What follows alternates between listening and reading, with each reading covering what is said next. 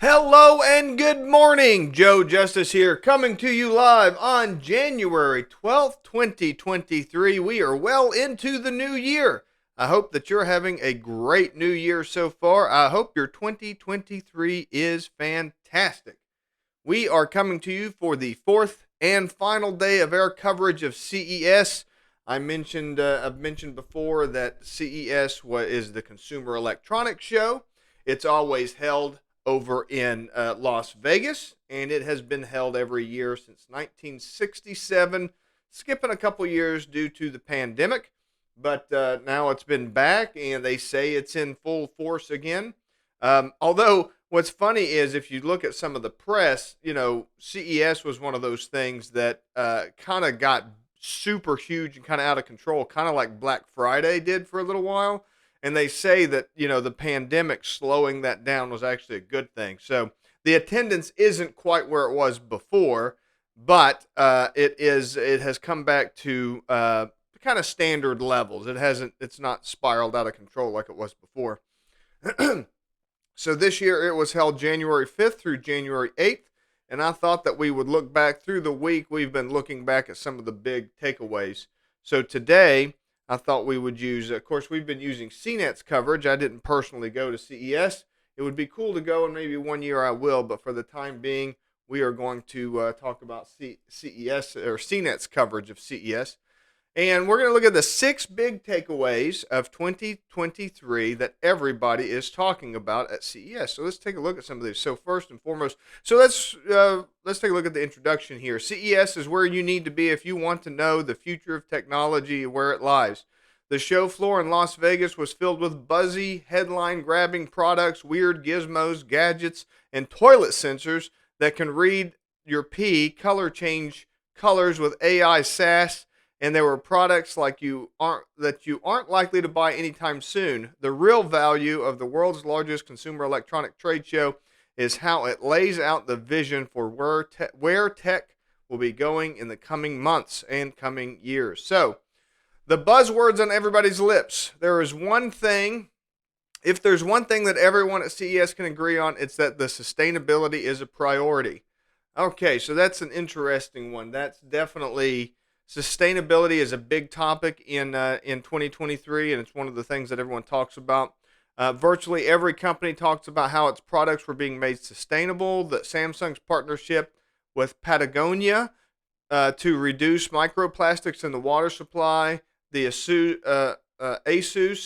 boasts that it's used 1,500 tons of recycled plastic. So that's all great. So all of the big companies at CES this year are promoting their sustainability, the reduction of plastics, the recycling of plastics, and things like that. So that's definitely a big plus. There's nothing wrong with that. So I think that's wonderful. The race to own the car's future. CES has increasingly turned into an auto show, with car makers like GM and BMW routinely showing off concept cars in its bid to let us know that they're actually tech companies too. But CES 2023 saw a number of traditional consumer electronic players make a big bid to define how you'd spend your time in your car going forward. So now that's the big takeaway that I've seen in the coverage of CES, is it was almost like an auto show this year. In 2023, it's pretty amazing how technological cars are becoming, and it's always been kind of funny because traditionally, while there is technology in cars, the cars are not considered to be technology companies. Automakers are not considered to be technology companies. So CES this year is starting to change that, and probably what's really changed that has been Tesla. Tesla, came out several years ago, came out strong, and they've had lots of amazing electronic innovations that just haven't been around in the auto industry, and they've probably pushed that stuff right along. Next, TV said bye-bye to gimmicks. Remember just a few years ago when there seemed to be every TV manufacturer every year was scraping the bottom of the useless to most people feature barrel to try to sell you their latest model. Remember how 3D TVs seemed like a thing for a minute and then they just suddenly weren't, or LG's roll-up TV that cost $60,000. We remember. So, given the high-end TV's not too distant history, we were pleasantly surprised to see TV manufacturers have seemingly, for now at least, learned their lessons and shifted to focus on practical value. So that seems to be a big thing. Of course, TVs have always been a big aspect of CES. It's one of those things that you wonder about.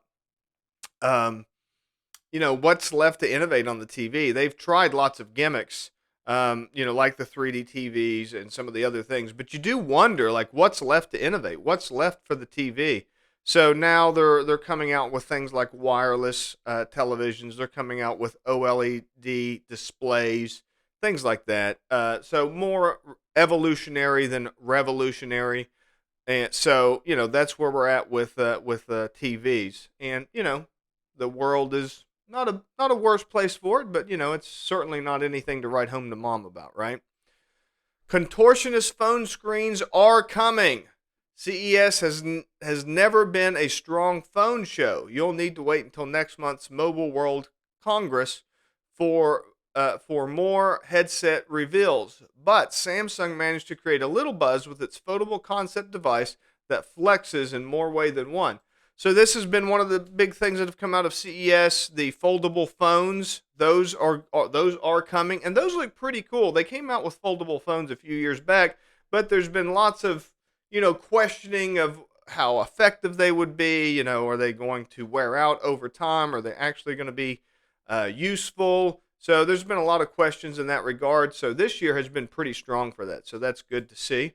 There's a good chance that really is going to turn into something. A simpler and smarter smart home setup.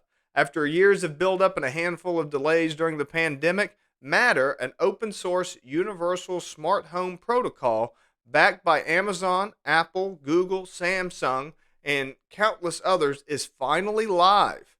The pitch is promising: a single Wi-Fi based standard that bundles together compatibility with Alexa, Google Assistant, Siri, and SmartThings, among others. So that is very cool. The biggest problem with smart home technology is they're all kind of in their own little ecosystem, and some devices might connect to